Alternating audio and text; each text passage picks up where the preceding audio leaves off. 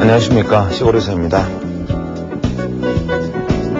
요즘 이제 시장이 방향을 그렇게 쉽게 잡기는 어려운 상황이기 때문에 다들 경제기사나 다른 어떤 전문가들의 이야기에는 귀를 많이 기울이실 것으로 합니다. 그래서 제가 재미삼아 혹은 취미삼아 93년도에 신문기사를 하나 소개해보겠습니다.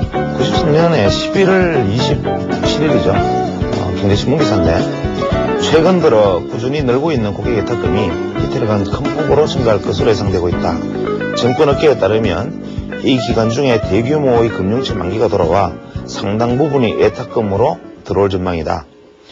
고객 예탁금이 이렇게 늘게 된다면 추후에 시장 상황이 더 좋아질 것으로 볼 수 있고, 또 이미 여러가지 신용채권의 금년도 발행 한도가 소진된 상태에서 재투자가 어렵다는 것을 감안하면 기관 투자자들의 주식 투자의 한도가 상당히 확대될 것으로 보이고, 주식 예탁금이 큰 폭으로 늘어나면서 증시의 상승이 기대된다. 이런 기사를 11월 27일 날 싣고 있습니다. 그런데 바로 다음 날 11월 28일 날 예탁금 감소, 대만의 외국인 투자 확대 악영향, 거래량이 전주의 절반에도 못 미쳐, 이런 부정적인 기사를 싣고 있습니다. 이때 지수가 840.72를 기록하고 있었는데 주식시장이 조정 국면을 벗어날 기미를 보이지 않는다. 마땅한 주도주를 부각시키지 못하고 지수는 전일보다 5포인트가 밀렸다. 거래량은 직전 토요일에 절반에도 미치지 못하고 주식시장이 연이틀 한 폭으로 하락하는 데 대한 반발 매수가 유입되었지만 고객 예탁금의 큰 폭 감소로 인해 증권시장의 반등의 계기를 찾기가 어렵다. 이런 기사가 동일신문에 하루 건너 하루 바로 다음날 실려 있습니다.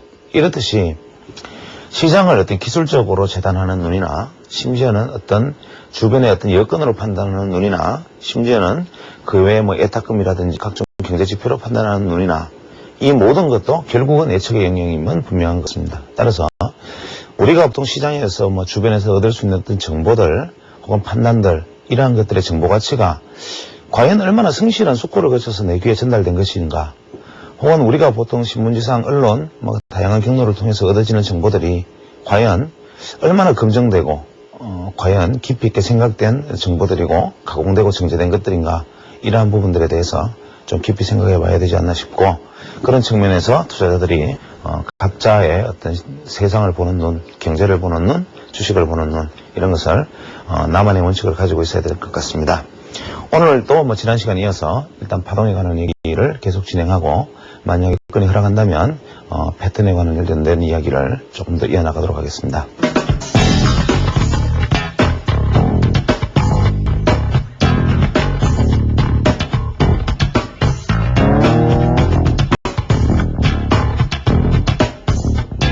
지난 시간에 엘리어트 파동에 대해서 간단하게 설명을 드리면서, 엘리어트 파동은 1, 2, 3, 4, 5의 상승파동,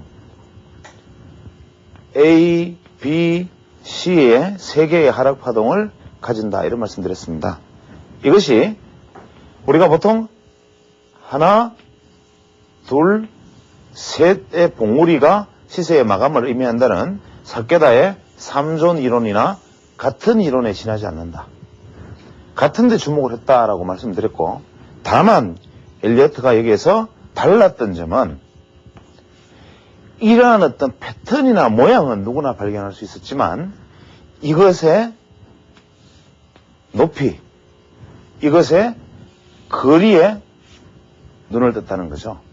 그러나 안타깝게도 엘리어트의 저서 중에는 이 부분에 대한 설명은 나와 있으나, 엘리어트가 마지막 사망 전에 쓴 책에 시간이 쫓겨서 시간에 대한 것은 숙제로 남긴다라고 되어 있습니다. 그래서 이 숙제로 남긴 부분에 대한 비밀을 풀어보려고 우리 차트 프로그램 같은 데 보면 피보나치 타임, 이러한 지표들이 나와 있게 됩니다. 그런데 첫 시간에 말씀드린 것처럼 엘리어트가 파동을 발견한 이후에 피보나치의 수라는 저서를 콜린스에게 선물을 받고 그때부터 파동을 완성지었다라고 말씀드렸는데, 피보나치가 뭐냐? 주식시장에서 우리가 피보나치 조정 비율로 많이 알려져 있습니다. 어지간히 투자하시는 분들은 다 알 거고, 아주 전문 투자자가 아니시거나 아직까지 뭐 주식 기술적 분석에 큰 경험이 없는 분들은 전문가들이 가끔 33%의 조정을 완료했다. 50% 선의 지지를 기대한다. 혹은 68%, 66% 선의 지지를 기대한다. 뭐 이런 이야기를 많이 들어보셨을 겁니다. 이런 이야기들이 그냥 나오는 게 아니라 이 피보나치라는 사람이 또 멋있는 사람입니다. 우리가 이 경제의 역사를 보면 그것이 철학의 역사이기도 하고 우주의 역사이기도 하죠. 예를 들면 이 피보나치라는 사람은 중세에 이탈리아 수학자입니다.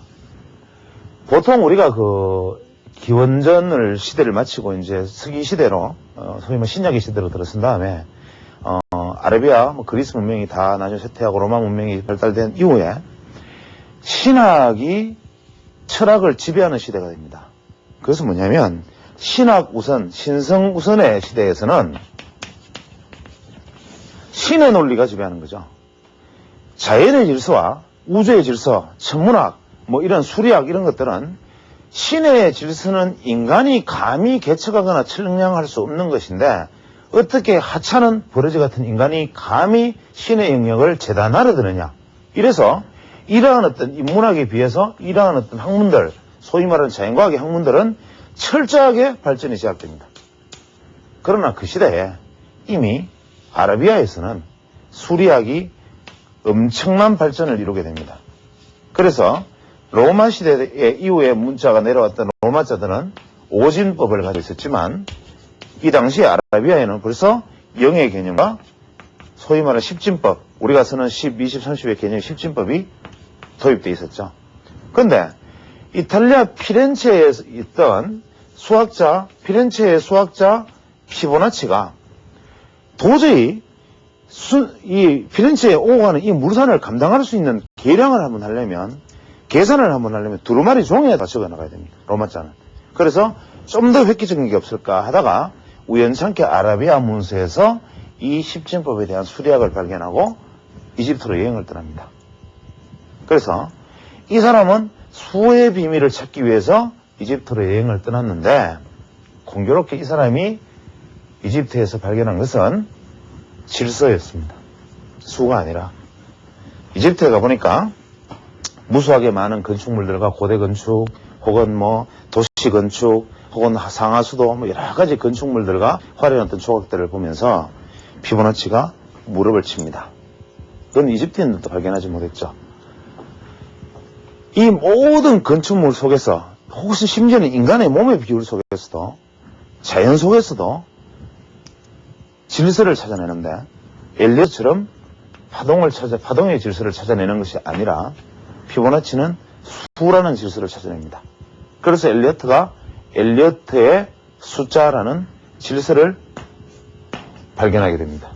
11, 2, 3, 5, 8, 13, 21, 34, 55 등등. 제가 어떻게 이 엄청난 숫자를 다 외우고 있나 궁금하시죠? 이미 아시는 분들은 씩 웃으실 겁니다.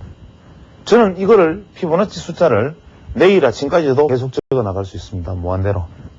여기서 질서라는 것이 있기 때문입니다. 뭐냐? 앞에 수의 2개를 더하면 뒤의 수가 되고 1 더하기 2는 3, 2 더하기 3은 5, 3 더하기 5는 8. 너무나 단순하죠? 이게 더하면 이렇게 되고 이게 더하면 이렇게 되는데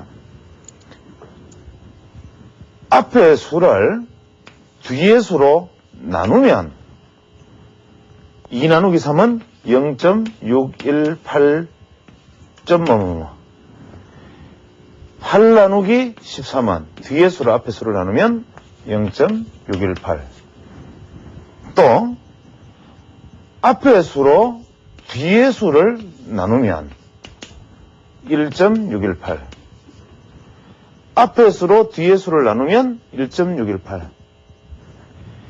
뒤의 수를 한 칸 띄어서 두 번째 앞의 수를 나누면 8 나누기 21은 0.382.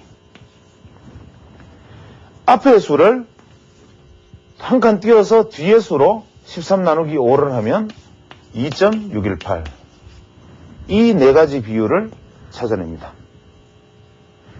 엘리어트는 앞수를 더하면 뒤수, 앞수를 더하면 뒤수의 숫자를 쭉 나열한 다음에 이 모든 수의 조합은 앞수를 뒤수로 나누면 0.618, 1.618, 뒤수를 앞으로 나누면 0.618, 한 칸 띄우면 0.382, 한 칸 띄워서 뒤로 나누면 2.618이라는 비율로 완벽하게 일치한다는 수의 질서를 찾았습니다.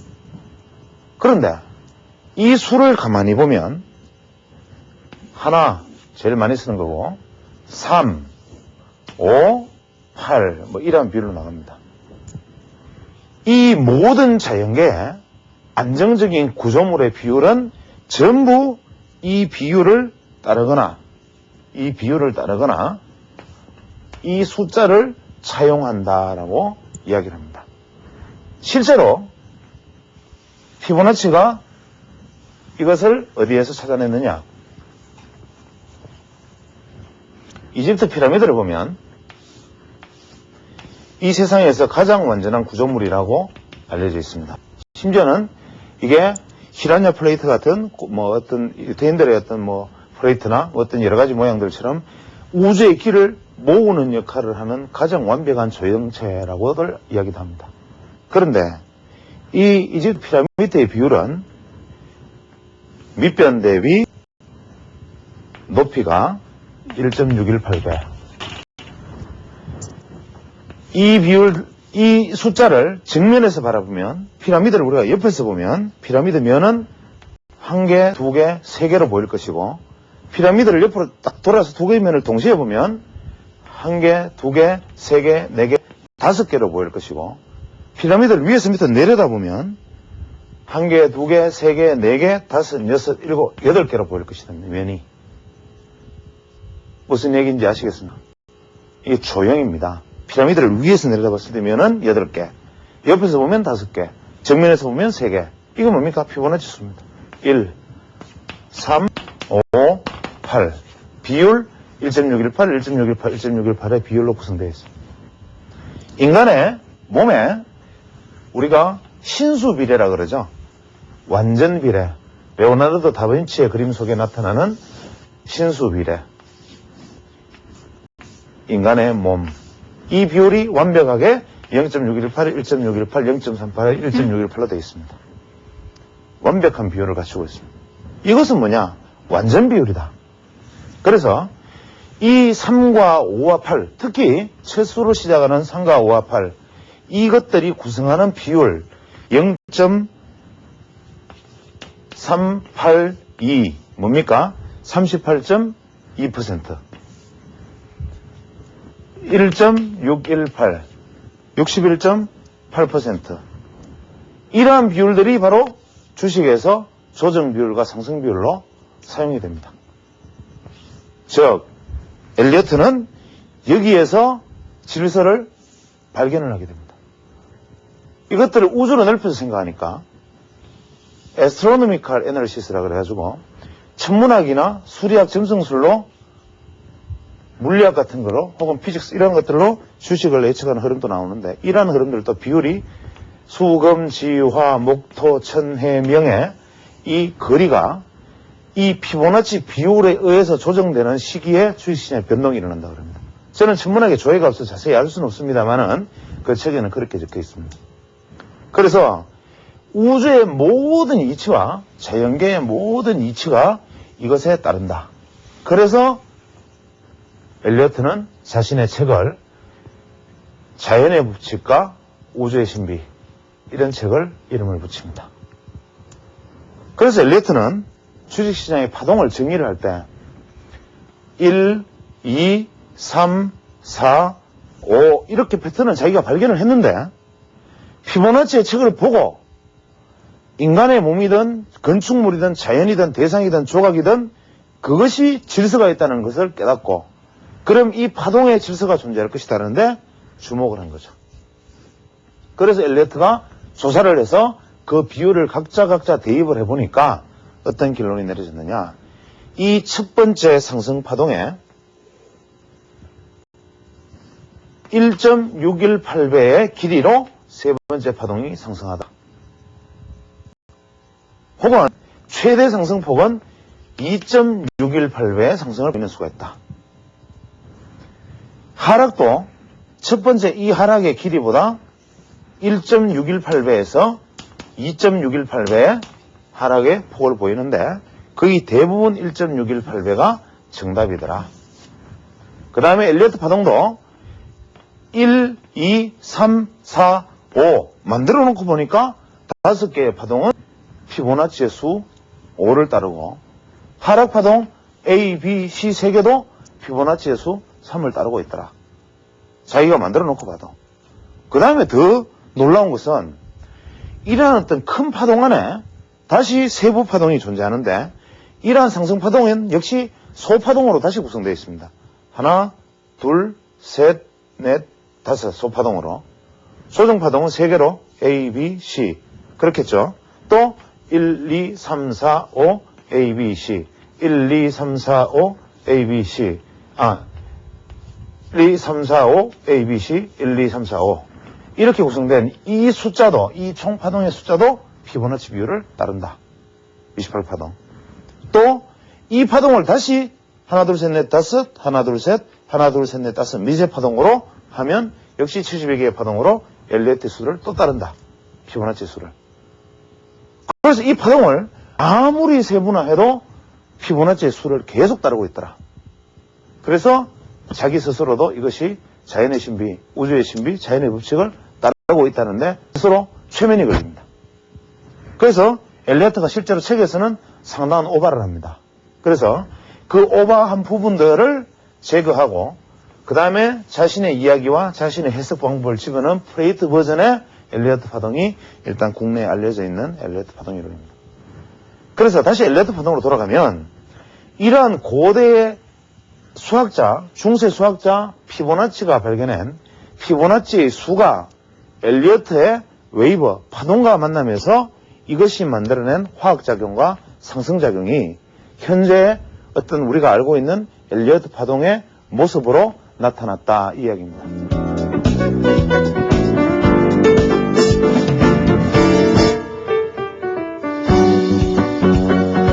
오늘 이야기가 있는 풍경은 유명한 조각가죠. 로댕의 작품을 두 점 골랐습니다. 조각 작품을 이제 사진으로 소개하는 것은 좀 글쎄 어떤 느낌을 받을 수 있을는지는 모르겠지만 저희들이 실물을 가서 직접 볼 수 있는 기회가 많지 않다는 측면에서 로댕의 입맞춤, 그 다음에 아름다웠던 우상 두 개의 제목의 조각 작품을 골랐습니다.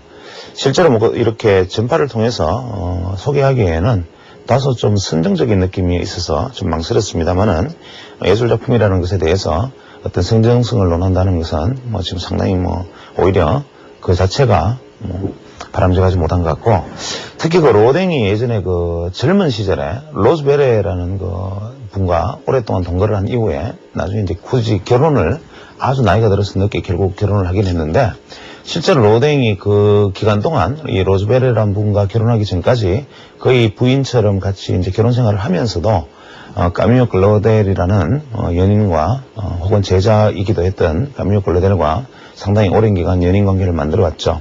그래서 이 까미오 클로델은 로댕에 대해서 사랑과 연민과 정오를 동시에 가지고 있었고, 로댕도 사랑하는 까미오 클로델과 정에 이끌린 혹은 어떤 의리와 관계로 뭉친 이 로즈베레 사이에서 상당히 갈등을 했던 것 같습니다. 그래서 이 두 작품 입맞춤과 아름다웠던 우상은 로댕이라는 사람이 겉으로 보여졌던 위대한 조각가 이전에 까미오 클로델이라는 연인과의 사이에서 일어났던 자신의 어떤 환영과 까미오 클로델과의 사이의 어떤 감정을 표출한 작품입니다. 그래서 로댕의 아름다웠던 우상은 마치 남자가 뒤로 손을 돌리고 포박당한 것 같은 느낌을 주고 있지만, 실제로 그것은 자기 스스로 손을 뒤로 돌리고 있다는 점에서 모성애에 대한 어떤 복종을 의미하는 상징성을 가지고 있다는 분도 있고, 특히 여기서 보여지는 어떤 그 여성의 그 모습은 마치 모성적인 어떤 느낌을 주지 않는가 해서 모댕의 어떤 심리적 갈등과 평화를 갈구하는 모습이 여기 담겨 있다 그럽니다.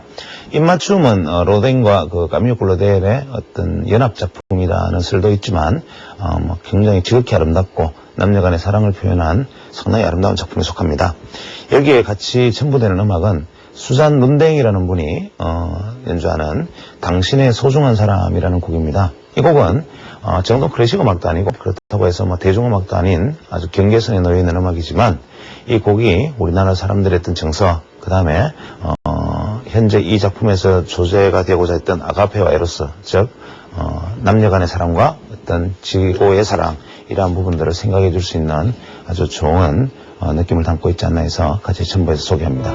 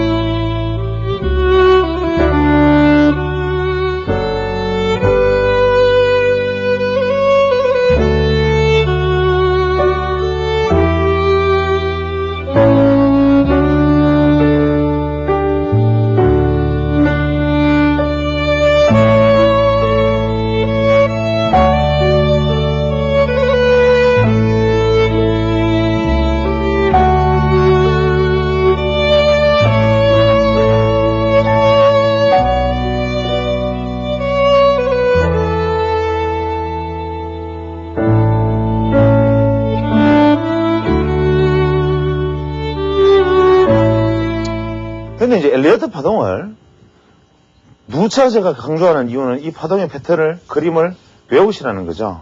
그런데 세상의 모든 법칙은 예외가 없다고 엘리어트가 자기가 우주의 법칙이라고 설명을 해놓고는 막상 주식시장에 딱 들이대니까 도대체 맞는 게 없어요. 그래서 엘리어트는 뭐라 그랬냐면 이것은 서는 사람의 마음이다. 그래서 일목균형표를 만들어낸 분도 일목균형표의 책에 이렇게 써놨습니다. 이 이론은 내가 시장에서 잣대로서 만들어낸 이론이긴 하지만 이것은 공부해서 활용하는 사람들의 활용하기 나름이다. 내가 답을 주지 않겠다. 당신들이 공부해라. 이렇게 책에 써놔버립니다. 엘리어트도 이 일목 야마모토 씨처럼 같은 얘기를 합니다. 예외, 무수한 예외들로 법칙이 이루어집니다. 그러나 엘리어트 파동에서 반드시 지켜져야만 할 법칙은 꼭 존재합니다. 그것은 뭐냐면 상승이 마디가 시작되고 이 상승 파동은 이후에 나타나는 조정 파동은 절대로 이 출발점을 하회해서는 안 된다. 즉 주식시장이 이렇게 하락하다가 반등을 한다고 생각하면 우리는 이것을 추세 반전이라고 확신을 하고 감히 지금부터 추세 반전이 되었으니까 강력 매수하십시오라고 말한 을치기 전문가도 있지만 이것이 추세 반전인지 기술적 반등인지를 알 수 있는 사람은 이 땅에 아무도 없다 이 말입니다. 무슨 얘기냐? 파동이론에 따르면 하락을 추세를 마무리 지었던 주가가 반등을 해서 조정을 받은데 이 조정이 상승의 출발점을 넘어서지 않는 것을 확인하고 새로운 파동으로 이 고점을 넘어서는 것을 확인을 해야 새로운 파동이, 상승 파동이 진행되고 있다는 것이 확인이 된다 이 말입니다. 그렇다면 신중한 전문가는 반등을 하면 일단은 이것이 지난 저점을 지키고 눌림목을 형성하고 이번 고점을 넘어가는지 확인합시다 라고 말하는 것이 신중한 시장 의견이 될 것이고 투자자들도 신중한 의견 접근이 될 것이죠. 상승 반전의 출발점 넘어서야 되니까. 그래서 우리는 보통 어떤 의리를 범하느냐, 이 떨어지는 과정에서 여기서 사서 이렇게 나올 것이라는 우를 범하는 거죠. 즉 발끝에서 종목을 사겠다는 욕심이 허리에서 사서 발끝까지 내려와서 발목에서 파는 욕심으로 바뀐다는 겁니다. 그래서 투자자들은 이 단순한 파동을 하나 놓고 봐도 바로 떨어지고 난 다음에 이것이 반등을 해도 기다려서 이 저점을 지키고 추세적으로 반등으로 이어지는지 이 고점을 높이지 못하고 죽는지를 확인을 한 다음에 투자해도 늦지 않기 때문에 보통 무릎에서 사라 이런 얘기를 한다는 거죠. 그런데 이것은 불변의 법칙이다. 첫 번째 상승 이후에 조정이 상승의 출발점을 넘어서는 안 된다라는 것은 불변의 법칙이 반드시 지켜져야 된다. 만약에 이것이 하회를 조금이라도 한다면 이 이전의 상승은 상승 파동이 아니었고 어디까지나 조정성이었다라고 얘기를 합니다.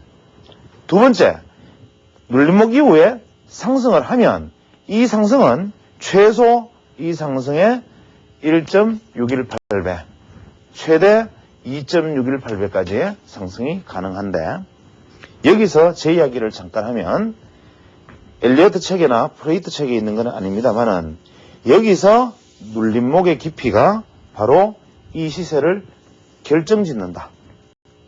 두 번째, 여기서 눌림목 조정의 패턴이 이것이 1.618이냐 2.618이냐를 결정짓는다.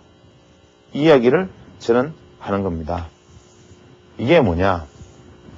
보통 아까 제가 말씀드렸다시피 이야기가 왔다 갔다 하는 것 같지만 1파동, 2파동, 3파동, 4파동, 5파동이면 상승하는 파동은 1번과 3번과 5번이 상승하는 파동이 될 것이고 하락하는 파동은 2번과 4번이 하락하는 파동이겠죠.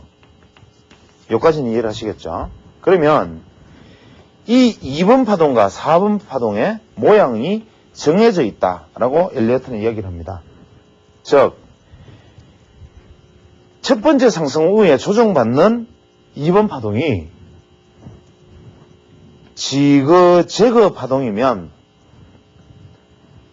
3파동 이후에 조정은 복잡 파동으로 나타난다.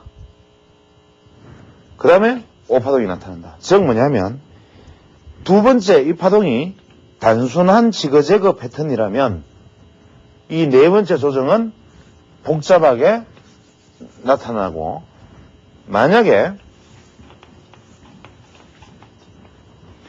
첫 번째 파동의 조정 파동이 복잡한 형태라면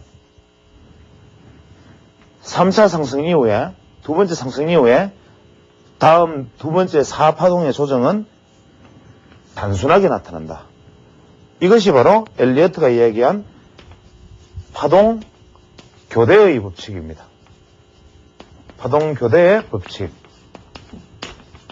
자, 다시 한번 정리하면 상승 파동은 1, 3, 5가 상승 파동이고 조정 파동은 2번, 4번인데 2번과 4번은 패턴이 다르게 나타난다. 이걸 주목해야 됩니다.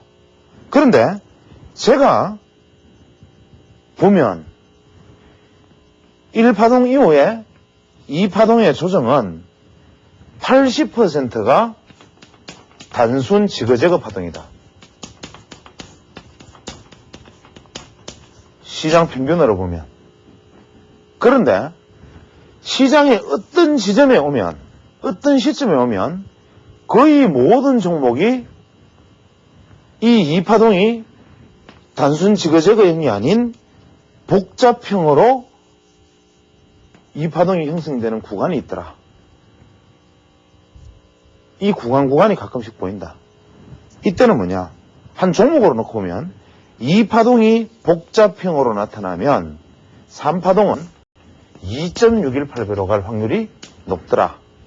이건 제 이야기입니다. 당신 이야기 틀렸잖아 하고 다른 사례를 들고 나와도 저는 거기에 대해서 정답할 방법은 없습니다. 예외는 있습니다. 이렇게 얘기할 수밖에 없는데 확률론적으로 이 파동교대의 법칙을 응용을 하면 1파동 이후에 2파동이 복잡하게 나타난다는 것은 그 이전의 하락파동 이후에 네크라인에서 돌파한 주가가 네크라인 위에서 이렇게 복잡한 조정기를 거치면 주가는 상당폭의 상승을 보일 수 있다. 이것이 바로 예전에 LG건설, 현대차, 각종 이런 어떤 얼마 전에 중기 상승 종목들의 직전 1파동 이후의 상승 모습들입니다. 그런데 만약에 1파동의 상승 이후에 이런 정상적인 지그재그 파동 이후에 오르면 1.618배가 오르고 다시 조정 거쳐서 5파동 이후에 ABC로 가더라. 이것은 파동교대의 법칙을 적용을 하되 파동의 패턴이 복잡형이 2파동에 나타나고 특히 2파동의 길이가 1파동 상승의 길이만큼 이상의 길이로 갔을 때는 2.618배의 상승이 확률이 높더라. 그래서 중장기 상승하는 종목을 이것을 실제로 활용해서 보려면 1파동 상승 후에 지그재그 박스를 형성하다가 네크라인 위에서 이것을 돌파하는 종목은 상당 기간의 상승을 예상할 수 있다. 이 말과 같습니다. 그래서 다시 또 파동으로 돌아가면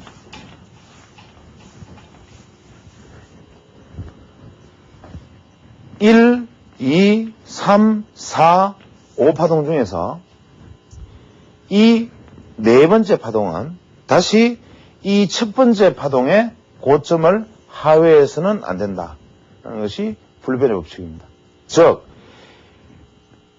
첫 번째 출발을 한 주가가 하회를 하지 않고 돌파를 했기 때문에 파동은 상승 반전 상승 파동이 나왔다라고 판단을 했지만 우리는 이까지 판단을 했는데 이것이 1.618배든 2.618배든 얼마든 오르고 난 다음에 조정받는 4파동이 이 1파동보다 내려와 버리면 이 앞에 있는 이 파동은 전부 파동을 잘못 매겼다. 파동의 불변의 법칙에 위배된다. 즉, 이 파동이 1파동의 출발을 하회하면 되지 않듯이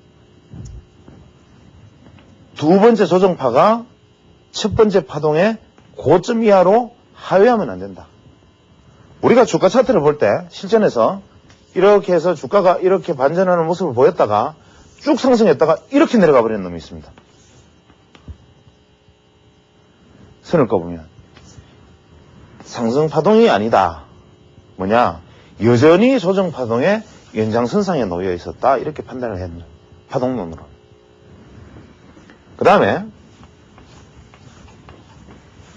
마지막 다섯 번째 파동은 보통 나머지 파동이죠. 마무리 파동. 이 5번 파동은 1번 파동과 이 1번 파동과 같거나 적은 경우가 많다. 즉 5번 마지막 파동은 제일 적은 파동이거나 혹은 1번 파동과 같다. 거의 대부분 이렇게 엘리어트는 이야기를 합니다. 다시 한번 정리를 하면 개인 투자자들은 어떤 구간에서 주식 투자하고 어떤 구간에서 사고 파느냐 1파동의 상승 이후에 조정이 확인되고 돌파를 했을 때 여기에서 3파동의 상승을 취하고 나머지 5파동은 전문가 영역으로 맡겨라. 즉 개인 투자자들이 주식 투자에서 가장 안전한 구역은 이 구역인데 그러면 5개 파동 중에 도대체 3개의 상승 파동 중에 두 번째 파동만 취하라 하면 주식 투자 언제 하느냐라고 얘기했지만 상승 파동은 3번 파동이 가장 강력하고 하락 파동은 A, B, C 중에 C 파동은 길고도 고통스럽다라고 엘리트가 써놨습니다. 지금 우리가 C 파동이 진행되고 있지 않습니까? 한국 시장이. 이제 바닥인가 하면 또 떨어지고 이제 바닥인가 하면 또 떨어집니다. 너무나 길고도 고통스러운 하락 과정이 진행되는 것이 C파이듯이 이제나 떨어지나 하고 계속 오르는 것이 바로 상승의 3파동이다 이 말입니다.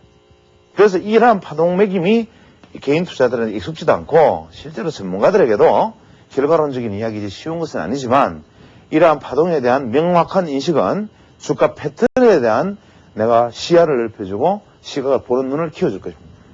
그 다음에 또 엘리어트 파동은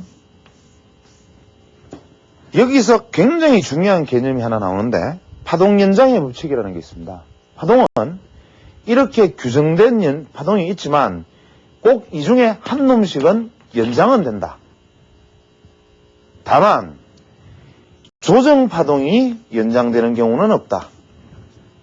상승파동이 1, 2, 3, 4, 5 이렇게 나와야 되는데 이게 이만큼 연장되어 버리는 수도 있고 1번이 이만큼 연장되는 수도 있고 마지막 5번이 이렇게 연장되는 수는 있는데 조정파동이 이렇게 연장될 수는 없다. 왜? 하회하면 법칙 위배니까. 그래서 파동 연장의 법칙이라는 게 등장하는데 이 파동 연장이라는 것이 주식의 천정형과 바닥형이라는 관점에서 볼 때 엄청나게 중요한 개념입니다. 보통 우리가 파동 이론을 이야기하거나 읽었다는 분들이 뭐라고 얘기하느냐면 1, 2, 3, 4, 5 패턴 중에 5번 파동이 연장이 되든 1번 파동이 연장이 되든 엘리트 책에는 이렇게 되어 있죠. 3번 파동은 최소한 가장 짧은 파동일 수 없다. 즉 3번 파동은 무조건 가장 긴 파동이거나 최소한 2등은 해야 된다.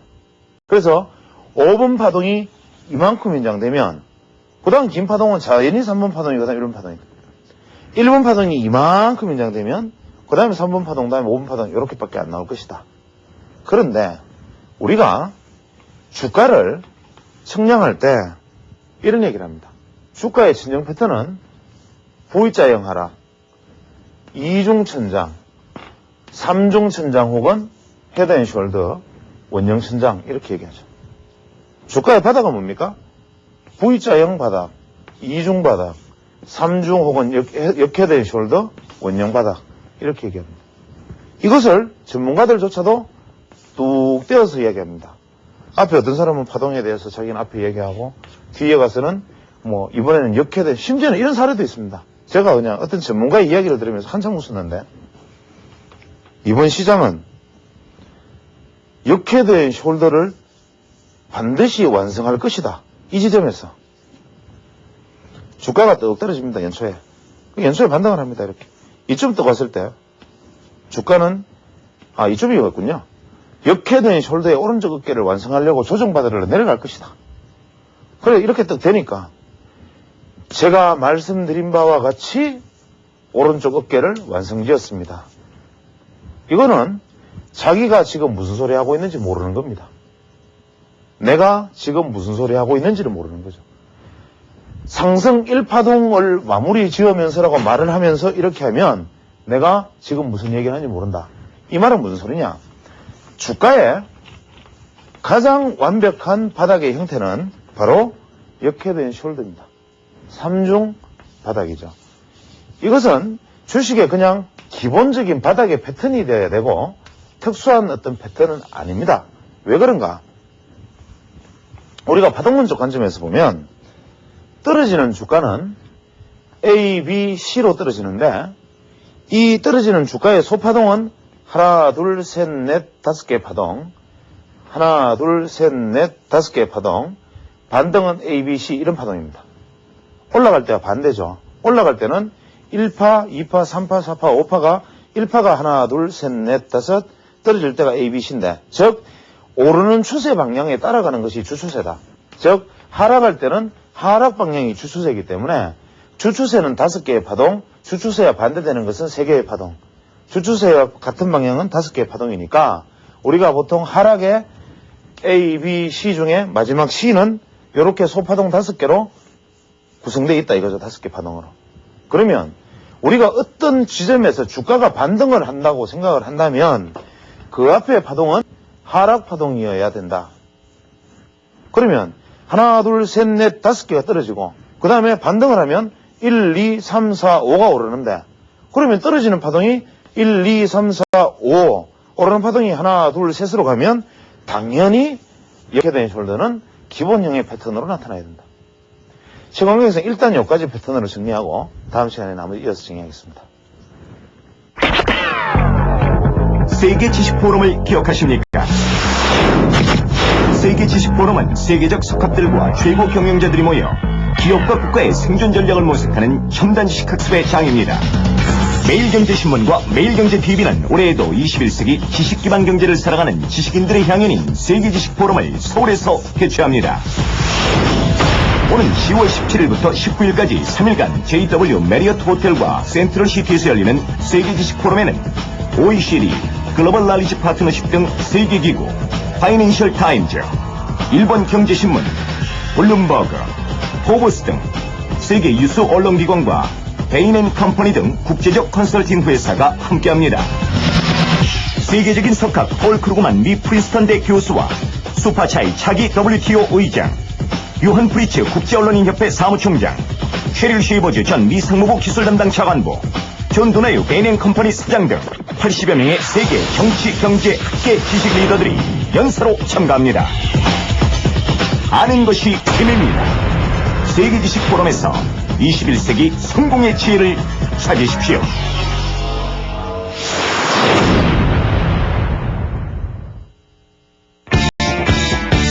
절실의 계절 가을 본격 기업 정보 프로그램 IR 골드클럽 우리 회사를 말한다가 더욱 풍부한 정보와 다채로운 구성으로 여러분을 찾아갑니다. 알려지지 않은 국내 우량 기업들을 발굴, 정확하고 객관적인 정보 전달을 제공하는 IR 골드클럽 우리 회사를 말한다. 급박하게 변해가는 우리 증시 상황 속에서 투자자들의 올바른 길잡이로 거듭날 것을 약속드립니다. 여러분의 많은 시청 바랍니다.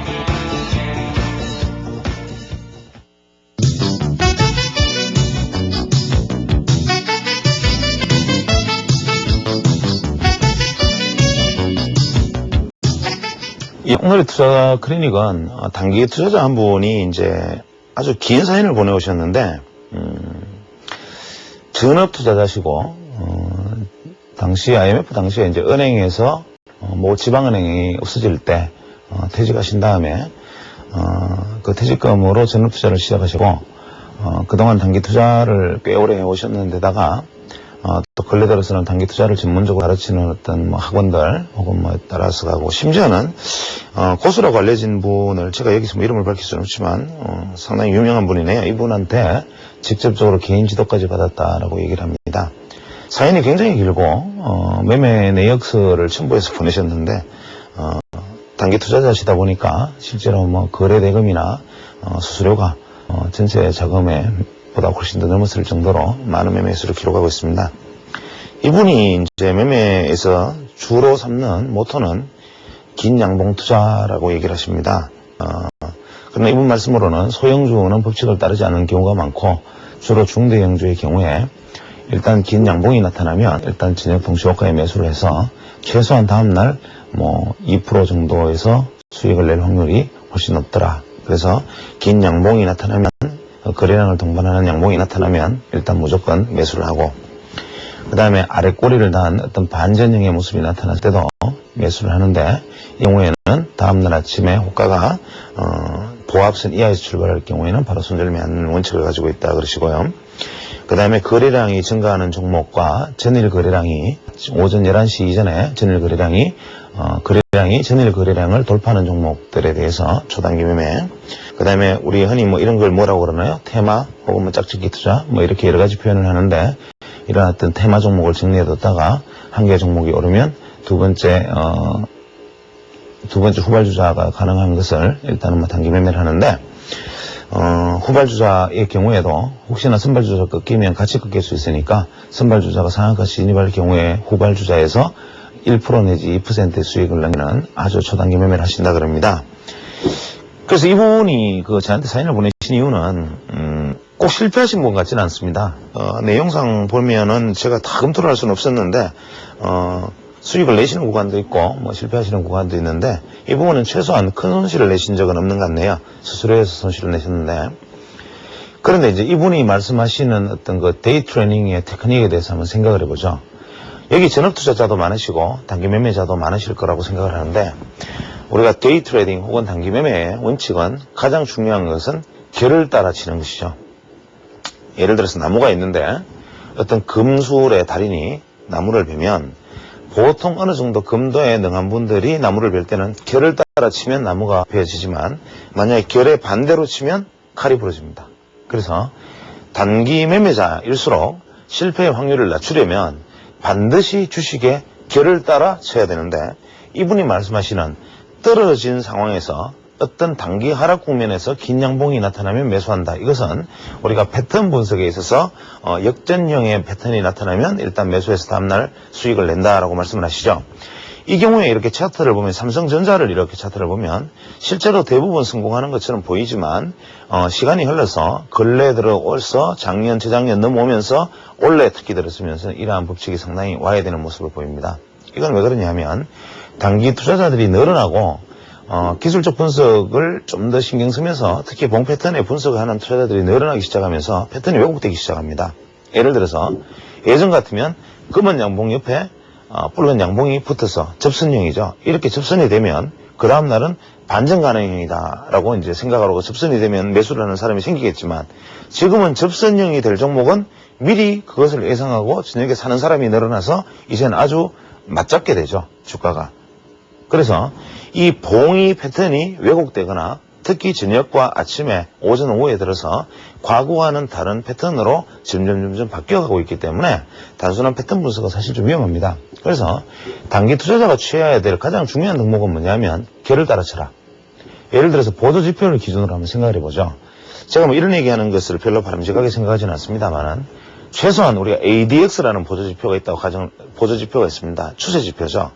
이 ADX가 만약에 30을 넘어서는 주가의 추세와 동일한 방향, 즉 주가가 상승하는데 ADX가 우상향하고 ADX가 30 이상으로 만약에 상승해 있을 때, 또 DMI 지표가 플러스 D가 마이너스 D보다 상향해 있을 때, 즉 골든 크로스 상태를 유지하고 있을 때, RSI가 만약에 70 이상에 놓여 있을 때, 이것은 뭘 의미하느냐? 초강세 국면이죠.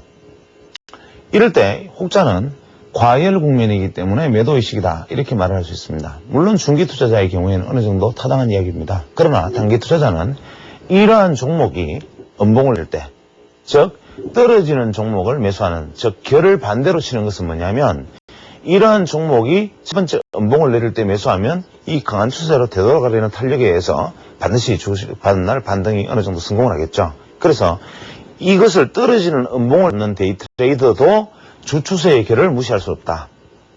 그 다음에 이러한 것들을 모두 무시한다면 어떠한 종목이 대형 거래량이 터지고 종목 자체가 좋아 보이는데 ADX도 침체권에 있고 DMI도 마이너스권에 있고 플러스 D가 마이너스권에 있고 전체적으로 나쁘다면 이럴 때는 어떻게 해야 되느냐? 최소한 RSI가 과열에 접어들어서 거의 극도의 과열 국면에서 페일링이 일어나는 경우에 단기 투자를 해야 된다. 역발상이죠.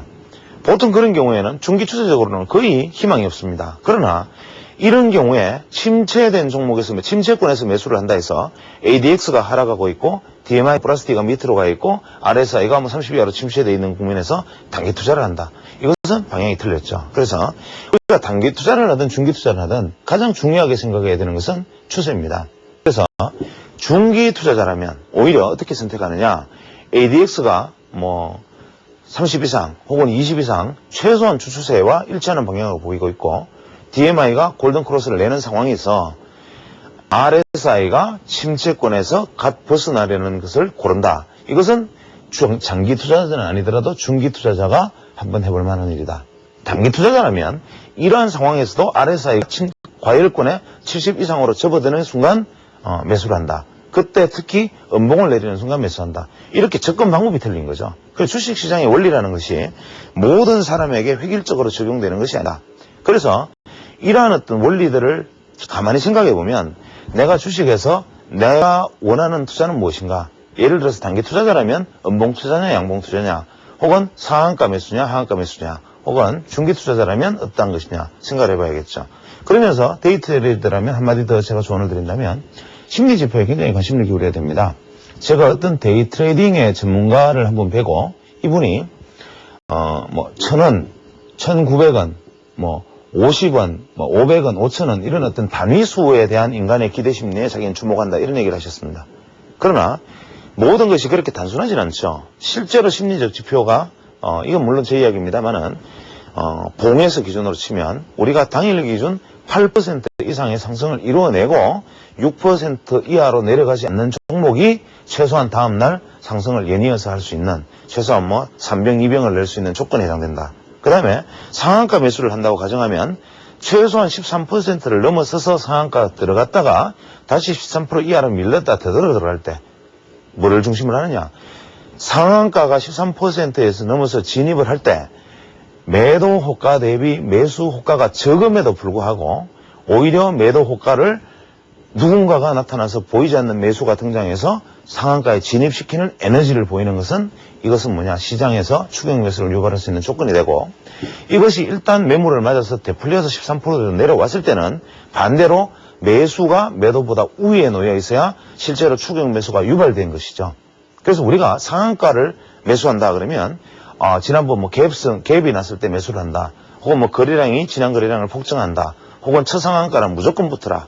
이러한 것들은 참 무모하게 짝이 없는 위험한 발상이죠. 그래서 우리가 이러한 어떤 인간의 심리 지표를 가만히 생각해 보면 처음에 상한가 들어갔을 때 매수 전량이 적은데도 불구하고 상한가로 밀어 올릴 수 있는 엄청난 대량 거래를 틀으면서 올라간다는 것은 무엇을 의미하겠습니까? 매수 대기를 해놓지 않은 대기 자금이 나와서 호가를 먹으면서 들어간다는 뜻이 될 것이고 이게 밀려 내려왔을 때 되돌아 올리는 것은 이러한 주세력에 의한 추격 매수가 발생했기 때문에 더 안전하게 그 다음날 상승을 노릴 수 있다. 이런 이야기가 되겠죠. 그래서 단기 투자자들도 최소한 어떤 결을 따르신다. 항상 결을 반대로 치면 내 칼이 부러진다는 원칙에서 자세히 주식을 생각해보고 주식하는 게 봉안에 담겨있는 어떤 심리지표 혹은 그 위에 따르는 보조지표들, 거래량들, 그 많은 사람들의 어떤 심리적인 싸움들, 그 치열한 전쟁들 이런 부분들을 깊이 생각하고 투자하는 것이 바람직하겠습니다.